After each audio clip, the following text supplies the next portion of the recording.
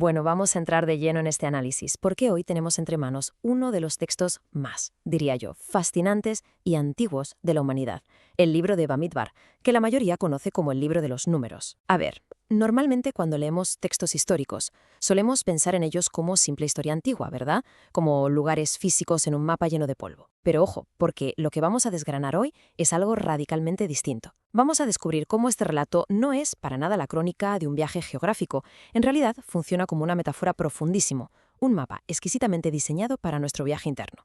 Es, literalmente, la exploración de ese desierto donde el alma por fin aprende quién es realmente. Y aquí, claro, nos encontramos con esta pregunta. ¿Por qué la Torá comienza en un desierto? Es que hay una paradoja monumental aquí.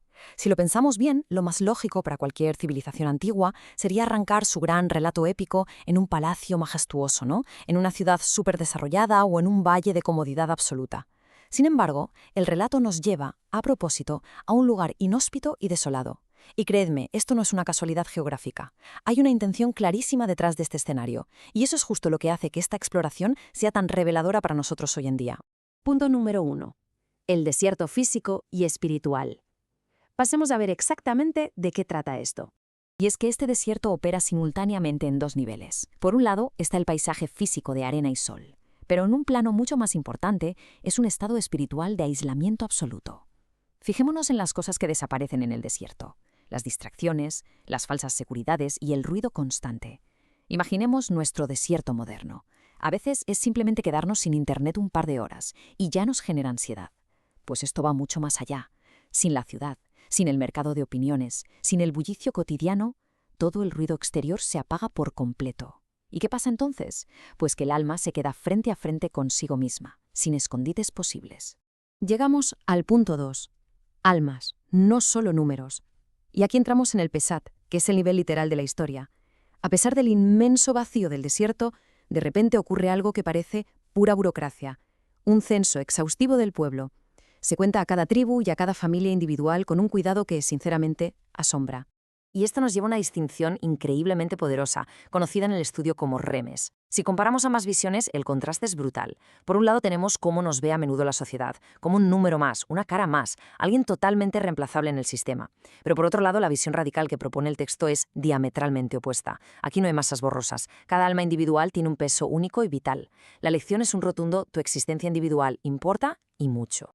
Entonces, planteémonos esto. ¿Cómo cambia nuestro interior al sentirnos verdaderamente vistos? Pensemos en el impacto psicológico de este nivel de reconocimiento. Cuando a alguien realmente le importa la presencia singular de una persona entre una multitud inmensa, el cambio interior es monumental. Es decir, ser valorado no por lo que uno produce o por los títulos que ostenta, sino simplemente por existir. Es una validación que restaura por completo la dignidad humana, en un mundo que a menudo intenta difuminarla. Pasamos al punto 3, la caída de las estructuras externas. Aquí nos adentramos en el drash, la perspectiva homilética. El desierto, al ser un paisaje vacío, presenta un desafío colosal para nuestro ego. Porque claro, es muy fácil saber quiénes somos cuando el entorno dicta nuestros roles, pero en el desierto todo ese andamiaje colapsa. Fijémonos en estas identidades falsas que caen inevitablemente: el trabajo, el dinero, el estatus social, la validación externa y el reconocimiento. Solemos construir nuestra identidad sobre estos pilares súper frágiles. Sin embargo, el desierto es implacable. No entiende de títulos corporativos ni de cuentas bancarias. Despoja absolutamente todo aquello que no es puramente esencial. Lo que inevitablemente nos lanza la pregunta del millón: ¿quiénes somos realmente? Es una cuestión vertiginosa. Si quitamos todos los títulos, todas nuestras funciones laborales, las máscaras y los aplausos, ¿qué queda debajo de todo eso? ¿Cómo definiríamos nuestra identidad si los roles externos desaparecieran de un plumazo? Es una pregunta que nos obliga a buscar un núcleo real, a hacer una introspección profunda para encontrar una existencia que no dependa para nada de la aprobación ajena. Y así llegamos al punto 4, Butul, el vaciamiento del ego. Entramos de lleno en el Sod, el nivel más profundo y místico de la Kabbalah, que nos revela el verdadero propósito de este desierto. Vale, ¿y qué es exactamente el Bitul? Es un concepto fascinante que se define como el vaciamiento consciente del ego para crear el espacio interno por donde puede entrar la verdadera sabiduría. O sea, todo este doloroso proceso de despojarse de falsas identidades no es un castigo, para nada, es una preparación. Imaginemos un vaso lleno de agua. Por más que intentemos verter algo nuevo, simplemente rebosará, ¿verdad? A nuestra mente le pasa igual. Está tan llena de opiniones, prejuicios y de esa necesidad humana de tener siempre la razón que no deja espacio para la sabiduría. Por eso, el desierto, precisamente por estar vacío, es el único recipiente capaz de recibir. Y ojo a esta conexión lingüística porque es alucinante, pura poesía. Si observamos las palabras en hebreo, la primera es Bamidbar, que significa literalmente en el desierto, y la segunda es Medaber, que significa hablar. Comparten exactamente la misma raíz.